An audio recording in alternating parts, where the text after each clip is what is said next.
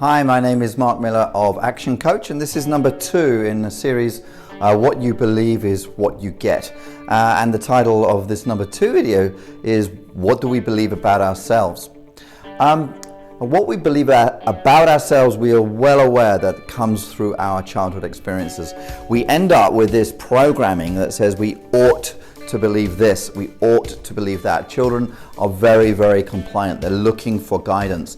They're looking for a definition of the world from adults. So we come up with this is what I ought to believe about myself, because this is what I have been told.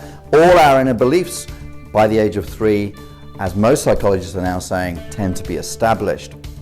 Now, one of the books that really had a major impact on me, and I read this when I was late teens, I think, was Susan Jeffers' Feel the Fear and Do It Anyway. An amazing book which talks about the nature of fear and how we need to move towards it, not away from it. Now, a lot of people advise to get a good belief about ourselves, they advise positive affirmation.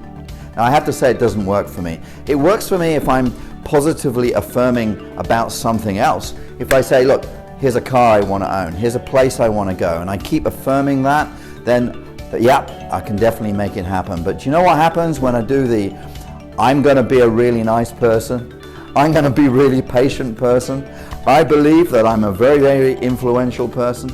As soon as I start to do that, I kick off something called dualism. You may have heard of dualism, but if you don't, read Krishnamurti, who's an amazing author, an Indian philosopher. And the idea of dualism is this: as soon as you imagine one state you want to be in, the only way you can define it is because you're imagining the opposite state at the same time. So if you say, I want to be a kinder person, I want to be more patient, we're immediately thinking of not being patient, because that's how we get the definition of patience. Does that make sense? So what we do when we're doing dualism is we're being mindful of what we don't want to be, and that doesn't really help. So for me, what works is really facing the fear and doing it anyway. It's facing, what do I believe about myself? What do I genuinely believe about myself? Write it all down. There will be some good stuff as well.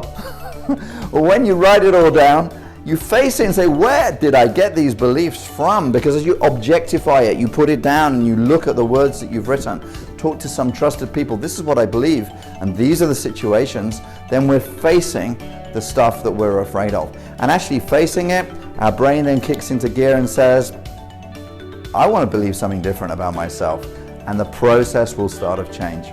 So my name is Mark Miller, and this was What Do We Believe About Ourselves?